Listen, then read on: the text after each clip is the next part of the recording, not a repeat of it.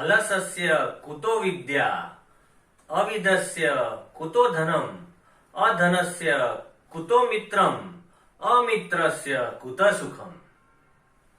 1835 Lord Macaulay ने Indian system में बहुत सारे बदलाव लाए।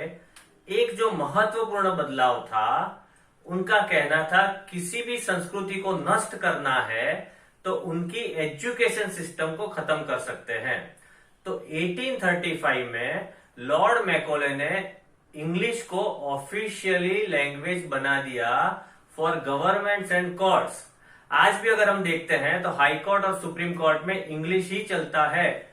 हमारी राष्ट्रभाषा हिंदी है, उसके बावजूद हम हिंदी में बात नहीं करते, सिर्फ इंग्लिश में केस चलते हैं। अब एक नई चीज आ गई है। कल एक नया लॉ पास हुआ है, एजुकेशन बिल 2020। इतना महत्वपूर्ण है, ये भारत का विकास बदल देगा। आइए जानते हैं इस नए लॉ में हमारे लिए क्या है। आप है आशीष शाह के साथ, आप जुड़े रहिए। अंत तक मैं आपको बता दूंगा प्राइमरी से लेके कॉलेज तक या उसके आगे क्या क्या फायदा होने वाला है। ऐसा कहा जाता है सा विद्या या विमुक्तये, यानी कि सही विद्या वही है जो मुक्त कर दे। आपको ऐसा लगेगा कि मैं आज संस्कृत में ज्यादा बात क्यों कर रहा हूं, क्योंकि नई एजुकेशन पॉलिसी में majority of the colleges and schools को संस्कृत भी एक लैंग्वेज की तरह पढ़ाना पड़ेगा। तो हमारे लिए बहुत खुशी की बात है। अब तक जो सिस्टम थी वो 10+2 थी, यानी first standard to 10th standard plus 2 11th and 12th। अब जो नई सिस्टम आई है वो है 5, 3, 3, 4। इसका मतलब है पहले 5 साल जिसको फाउंडेशन कहा जाएगा, उसमें पहले 3 साल प्री प्राइमरी और फर्स्ट एंड सेकंड ईयर के स्टैंडर्ड को उसमें गिना जाएगा। वहां पे 3 साल के लेके 8 साल के बच्चे को समाविष्ट किया जाएगा। जो सेकंड स्टेज है वो है प्रिपरेटरी स्टेज। वहां पे 8 साल से 11 साल के बच्चे को एडमिशन दिया जाएगा और वहां पे वो भी 3 साल का रहेगा और 3rd, 4th and 5th standard के बच्चे उसमें पढ़ेंगे। अब सबसे जरूरी बात अभी आती है, कैसे? अभी तक क्या था, लोग कंधे से कंधा मिला के बहुत सारा बैग लेके जा रहे थे। वहां पे उनको बड़ी बड़ी बुक्स लेके जाना था, लेकिन भार वगरनु भणतर हवे शरू थसे। इसका मतलब है आपको बोझ लेके नहीं पढ़ना है, रिलैक्स होके पढ़ना है। अब जो तीसरा स्टेज है वो मिडल स्टेज है। उसमें 6 to 8 इयर्स आएगा, 6th standard, 7th standard and 8th standard. वहां पे 11 से 14 इयर्स के बच्चे पढ़ेंगे। लेकिन एक जो नई चीज है उसमें, अगर आपके बच्चे को पढ़ना है सॉफ्टवेयर तो वो सॉफ्टवेयर में इंटर्नशिप कर सकता है। अगर आपकी लड़की को पेंटिंग में इंटरेस्ट है तो वो किसी आर्टिस्ट के वहां इंटर्नशिप भी कर सकती है। और वहां पे एक क्लियर कट तय पाठ्यक्रम होगा, उसी हिसाब से आपको पढ़ना है। एडिशनल आर्ट्स, साइंस, कला की जो भी साहित्य आपको जो भी पढ़ना है वो आप पढ़ सकते हैं। जो 4th स्टेज है जिसको सेकेंडरी कहते हैं, वो है 9th स्टैंडर्ड से लेके 12th स्टैंडर्ड तक। अब तक क्या था, 10th स्टैंडर्ड में एक इश्यू था, 10th की भी बोर्ड की एग्जाम थी, 12th की भी थी। लेकिन अभी 10th की एग्जाम निकल गई है, सिर्फ 12th की एग्जाम बोर्ड की रहेगी। एक बच्चे को पूछा गया कि कॉलेज में सेमिस्टर सिस्टम होने से क्या फायदा हुआ, तो उसने बताया फायदा तो पता नहीं लेकिन नुकसान हो गया। तो मैंने पूछा नुकसान क्या हुआ? उसने बोला मेरे इतने कम मार्क आते थे, पहले साल में माता पिता के सामने एक ही बार जलील होता था, अब सेमिस्टर की वजह से हर 6 महीने में 2 बार जलील होना पड़ता है। तो अब 9 to 12th में सेमिस्टर सिस्टम आएगा, लेकिन उसमें 6 महीने के सेमिस्टर में जो पढ़ना है आपको, उसकी exam first 6 months and next 6 months, total 12 month की एग्जाम का मार्क गिना जाएगा। वहां पे बहुत बड़ी चेंज आप समझ सकते हैं। वहां पे आपकी गहरी समझ डेवलप की जाएगी बच्चों की, और एनालिसिस किया जाएगा। यहाँ का युवा धन फॉरेन चला जाता है पढ़ने के लिए, क्योंकि एजुकेशन सिस्टम में बदलाव है। लॉर्ड मैकॉले ने कहा था कि हमें सिर्फ क्लार्क बनाना है, तो उसी तरह से ये सिस्टम में सिर्फ क्लार्क बनते थे, जो बहुत कम लोग आगे बढ़ सकते थे। जिसमें पोटेंशियल था वैसे ही कुछ लोग आगे बढ़ सकते थे। लेकिन अभी एक बहुत बड़ा बदलाव आया है एजुकेशन सिस्टम में, और यहां पे रिसर्च और एनालिसिस पे ज्यादा तवज्जो दी जाएगी, और अभिभावकों को भी उसमें बहुत फायदा है। और ये एनसीईआरटी के पाठ्यक्रम के हिसाब से चलेगा। मुझे बहुत खुशी हो रही है कि हमारी टीम ने ह्यूमन रिसोर्स मिनिस्ट्री को जो सजेशन दिए थे एजुकेशन सिस्टम में, उसमें से बहुत सारे सजेशन को इंक्लूड किया गया है। मिनिस्ट्री ने करीबन 2 साल से इसके ऊपर काम कर रहे थे, और बहुत सारे अभिभावकों का, छात्रों का, पेरेंट्स का, अध्यापकों का, इंडस्ट्री एक्सपर्ट्स का, सारे लोगों का विचार मांगा था। तो ये पूरा एक कॉम्पैक्ट करके, एक सिंक्रोनाइज करके एक ये बनाया गया है। तो आगे चलते हैं।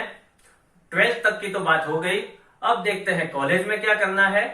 कॉलेज में जाने से पहले बहुत सारे बच्चों को ऐसा होता है जिनके एजुकेशन बहुत बढ़िया होती है, लेकिन उसके मार्क्स 12th में शायद किसी भी कारण से कम आते हैं, तो उसको इच्छित कॉलेज में एडमिशन नहीं मिल सकता है। तो अभी क्या हो रहा है, अभी ऐसा होगा 12th के मार्क के साथ साथ CAT कॉमन एडमिशन टेस्ट लिया जाएगा। 12th का mark plus CAT common admission test को मिला के आप इच्छित कॉलेज में जा सकते हो। स्कूल में वो जाने की जरूरत नहीं है, क्योंकि शिक्षण में बहुत बड़ा बदलाव आ रहा है। तो जैसे हम बात कर रहे थे कि 12th में अगर आपके बच्चे को इच्छित मार्क नहीं आए हैं, तो कॉमन एप्टीट्यूड टेस्ट के मार्क को ऐड किया जाएगा, और उसके साथ आपका बच्चा इच्छित कॉलेज में एडमिशन ले सकता है। यहां पे एक और खुश खबर है, वो है निश्चित फी निर्धारण। यानी कि हर एक स्कूल और कॉलेज को एक अपर लिमिट दी गई है, और निश्चित फी निर्धारण में ही उनको फीस चार्ज करनी पड़ेगी, और लेटेस्ट इक्विपमेंट भी देने पड़ेंगे। अब कॉलेज में ऑनलाइन एजुकेशन के साथ साथ एक जो बदलाव आया है कि फर्स्ट ईयर का बच्चा अगर साइंस का है तो वो साइंस से पढ़ सकता है, लेकिन अभी जो नई शिक्षा नीति है उसके मुताबिक साइंस का बच्चा अकाउंट्स भी पढ़ सकता है, कॉमर्स का बच्चा अकाउंट्स के साथ बायोलॉजी पढ़ सकता है, आर्ट्स का बच्चा ह्यूमैनिटीज के साथ केमिस्ट्री भी पढ़ सकता है। यानी कि टोटल कॉम्बिनेशन हो सकता है। यहाँ पे कला, साहित्य, आर्ट्स को भी स्वीकृति दी गई है। तो ये एक बहुत इंपॉर्टेंट चीज है। दूसरा है IIT जैसी संस्थाओं में भी जो करिकुलम है उसमें भी बहुत बड़ा बदलाव आएगा, और ज्यादातर केसेस में रिसर्च बेस वो करना पड़ेगा। तो बच्चे की आंतरिक प्रतिभा खिलेगी। हमें यहाँ पे इतना ध्यान रखना है कि अपने बच्चे को अच्छी सपोर्ट नहीं मिलने की वजह से उसका विकास शायद कम हो जाता है, और बहुत सारे बच्चे फॉरेन चले जाते हैं।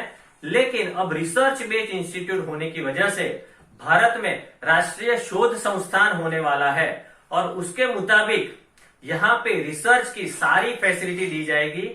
पेटेंट के लिए भी सपोर्ट किया जाएगा, नई नई खोज के लिए भी सपोर्ट दिया जाएगा। तो पूरे वर्ल्ड में जो रिसर्च बेस्ड एजुकेशन सिस्टम है वो इंडिया में शुरू होने वाली है। तो हमारे लिए बहुत बड़ी खबर है कि भारत सुपर पावर बनने से अभी कोई नहीं रोक सकता है, क्योंकि हम नई एजुकेशन सिस्टम को इसी साल यानी 2021 से अप्रैल से ही इंप्लीमेंट होगी। तो अगले 2-3-4 साल में इसमें थोड़ा सा सुधार बदलाव होके एक फुल प्रूफ सिस्टम बनेगी और बाय 2025 हम सुपर पावर बनने की दिशा में आगे बढ़ेंगे।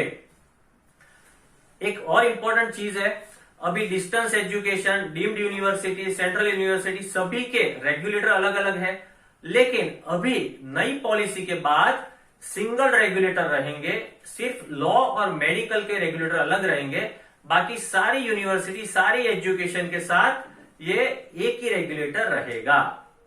लास्ट में मैं इतना कहना चाहूंगा, विद्या ददाति विनयम, विनयाद आति पात्रताम, पात्रताम धन प्राप्नोति, धनांत धर्म ततः सुखम।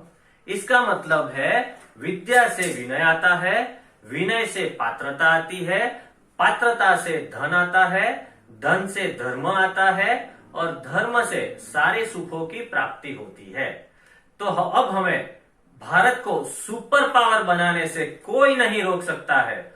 आओ इस यात्रा में हम जुड़ जाते हैं और हमें इतना ध्यान रखना है, love India but don't leave India, because Bharat अब जो फैसिलिटी आपको चाहिए एजुकेशन में, रिसर्च में, वो आपको प्रोवाइड कर रही है।